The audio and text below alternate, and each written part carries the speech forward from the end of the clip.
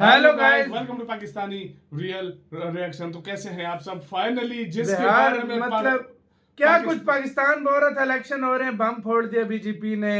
कोई कह ये रहा था कर क्या दिया, होगा, वो कर कोई कह दिया। रहा इंडिया में भी कांग्रेस सपोर्टर कह रहे बीजेपी थे, ने खुद फोड़ा बीजेपी ने बम। बीजेपी ने आज ये सबके मुंह साबित बंद कर दिया, दिए। अगली बार मोदी सरकार यही लग फिर रहा वो है, ये साहब हो इतने गया बड़े मार्जिन क्योंकि से 200 बिहार से में ज्यादा सीटों बहस पर क्यों जो है ना इतने बड़े मार्जिन से जीत रही है। मैं क्या NDA बोलूं, अभी मतलब 280 कोई सीटों पे एनडीए बीजेपी की मतलब 200 अंडर से है, ज्यादा सीटों पे मतलब जीत वो जो है मतलब वो जीत चुकी है। तो भाई साहब क्या हो गया, फेस टू फेस का वीडियो है भाई साहब, क्या भाई ये किया इसमें बीजेपी बिहार ने? का वो सिंगर के वो कोई एक्टर था, वो भी खड़ा हुआ था, उसको क्या बना है? वो जो गाने गाता है ना मुख्तलिफ, हाँ, इस तरह, पता नहीं हाँ। क्या नाम। तो पहले देखते हैं, काउंट करते हैं, 3 2 1 एंड स्टार्ट। नीतीश अब इस स्थिति में नहीं है कि वो इसको छोड़कर वापस महागठबंधन के पास जा सकते हैं। No option left with Nitish. Centre की राजनीति और स्थिर हो रही है, नीतीश 2029 के नाम से से भाई। पहले हाँ स्टेबल भाई। हो रही है। इस नजरिए से जब आप बिहार का चुनाव देखोगे, it is a picture perfect ending to a election. NDA यार बहुत पॉसिबल है यार। बीजेपी और हेलो नमस्कार, सत श्री अकाल, अस्सलाम वालेकुम। कैसे हैं जनाब? साथियों, इस टाइम आप लोडेड होंगे मीडिया और सोशल मीडिया पर जो एनडीए की जीत को, अप्रत्याशित जीत को सेलिब्रेट किया जा रहा है। लेकिन एक पॉइंट ऑफ व्यू आप लोग के लिए लेके आया हूं जो थंबनेल बनाया है कि बिहार की जीत से देश बच गया। आप लोग सोच रहे होंगे कि ये क्या पॉइंट ऑफ व्यू है, तो चलिए मेरा भी पॉइंट ऑफ व्यू सुन लीजिए कि 2 कारणों से, एक कारण से तो सीधे सीधे देश बच गया और दूसरे कारण से इनडायरेक्टली देश बच गया। पहले दूसरा कारण लेके चलते हैं। साथियों, अप्रत्याशित नतीजे, जिस टाइम ये वीडियो रिकॉर्ड हो रहा है लगभग 3:45 बजे, एनडीए की 207 सीटें बताई जा रही हैं, लगभग महागठबंधन की 28 और बाकी 9-10 से अन्य की आप सीटें मान लें। लेटेस्ट खबर आने तक इलेक्शन कमीशन जो बता रहा है, आंकड़ों का इंतजार करते हैं, लेकिन चौंका देने वाली बात यह आ रही है कि कांग्रेस 2 सीटों पर पहुंच गई है साथियों। और संभवतः यह देखा जा रहा है शायद सीमांचल में 3 या 4 सीट पर एमआईएम जीत सकती है। 2020 में एमआईएम के पास 5 सीटें थी, अररिया थी, कोचाधामन थी, अमौर थी, बैसी थी, ठाकुरगंज थी। अब इस टाइम जो 4 सीटों पर एमआईएम लीड कर रही है, इन 5 में से ही वो 4 हैं। अररिया हो गया, कोचाधामन हो गया, अमौर हो गया, बैसी हो गया। तो ये भी एक अच्छी खबर है कि 4 मीनारा के सांसद को बिहार में 2020 में जहां तक इसकी पहुंच हुई थी, वो 2025 में उस पहुंच के आगे नहीं बढ़ पाया है। लेकिन जाहिल आजम के समर्थकों के लिए यही बहुत बड़ी बात है कि जाहिल आजम को 3-4 सीटें मिल गई हैं और तेजस्वी हार गया है, क्योंकि जाहिल आजम और लश्करी जाहिला के मेंबर्स तेजस्वी को हराने में ज्यादा इंटरेस्टेड थे। पर यह वो वजह नहीं है जो मैं कह रहा हूं भारत बच गया। एक जगह तो डायरेक्टली बच गया और एक जगह इनडायरेक्टली बच गया। इनडायरेक्टली कैसे बच गया?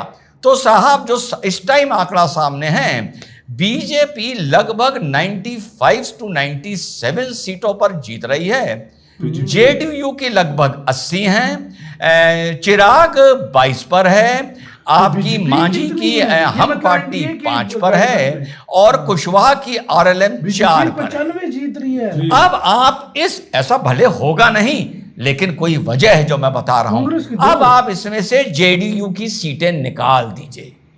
महाराष्ट्र की पोजीशन वापस आ रही है कि बिहार में अगर इधर से लेफ्ट से या 1-2 कांग्रेस के जो जीत के आए उनको लेके आराम से भाजपा बिहार में क्या कमबैक किया है, पहली बार अपने दम पर सरकार बना सकती है without the support of Nitish Kumar. लेकिन महाराष्ट्र में जो फडणवीस को लेकर और एकनाथ को लेकर जो आखिर में बवाल हुआ था, बीजेपी जितना कद, राजनीतिक कद एकनाथ का मान के चलती है, उससे कहीं ज्यादा किसका मान के चलती है? नीतीश कुमार जी का मान के चलती है। लेकिन ये राजनीति है और कहीं ना कहीं एक गठबंधन में भी कोई जब ताकतवर होता है तो दूसरा कमजोर होता है।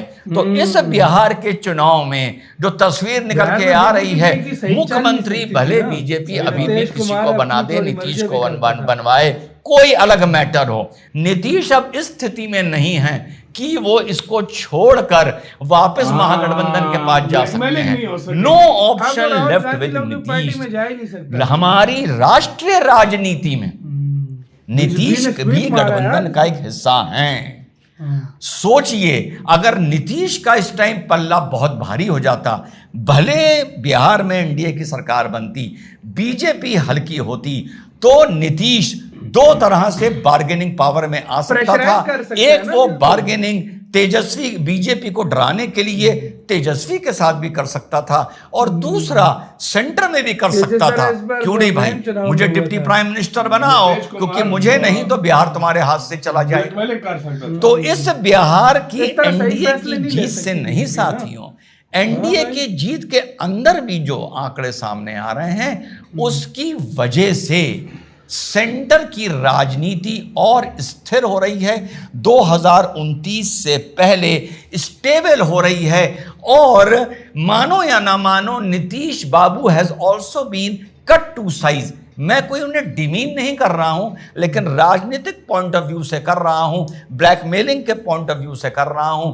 अपनी कंडीशन रखने के लिए पॉइंट ऑफ व्यू से रख रहा हूं कि केंद्र की सरकार मजबूत हो चुकी है। इस चुनाव के बाद डायरेक्ट असर केंद्र की सरकार पर है। पहला, देश कैसे बचा? एक तो इस तरह बचा कि बीजेपी की ब्लैकमेलिंग अब नीतीश के एंड से नहीं हो सकती, ना केंद्र में ना राज्य में। अब बात आती है जो मैंने शुरू में की थी और थंबनेल बनाया कि ये देश कैसे बचा बिहार को लेकर। सोचो महागठबंधन आ जाता, सोचो राहुल को अच्छे नतीजे देखने को मिल जाते, सोचो कांग्रेस का स्ट्राइक रेट शानदार होता, सोचो फिर इसी राहुल गांधी का ये अल्ट्रा लेफ्टिस्ट जो इसका डिस्ट्रक्टिव एजेंडा है वो क्या रंग दिखाता, इसका अल्ट्रा सोशलिस्ट एजेंडा क्या रंग दिखाता, जिसकी जितनी आबादी उतनी इसकी हिस्सेदारी, ये क्या रंग दिखाता। इसी के साथ तो यार वीडियो खत्म। तो यार सीधी सी बात है, देखो यार मैं सीधे लफ्जों में, अब जो केंद्रीय सरकार है, जो बीजेपी है, वो और ज्यादा स्ट्रांग हो गई है। देखो जो भी हो, मतलब फॉर एग्जांपल जब गठजोड़ की सरकार होती है ना, वो बहुत बड़ी उसमें लड़ाई की होती है। अब नीतीश कुमार बोले मैं इधर से जाता हूँ दूसरे से मिल के, इधर फिर बीजेपी का जोर खत्म हो जाएगा। और बीजेपी कुछ जगहों पे उसकी मान के उससे सलाह करके डेवलपमेंट करवाएगी, क्योंकि उसके पास खुद इतना पावर नहीं होगा कि वो ब्लैकमेल करते हैं फिर इस तरह। लेकिन अब बीजेपी मतलब तकरीबन 95 सीट अभी तक जीत चुकी है और अभी और जीत रही है। तो मतलब ये जो है, ये बोला जा रहा है कि मतलब बीजेपी अपने दम पे भी अब सरकार बना सकती है, नीतीश कुमार की जरूरत भी नहीं पड़ेगी। मतलब एनडीए के अंदर, लेकिन फिर भी उसको एनडीए में रखा हुआ है।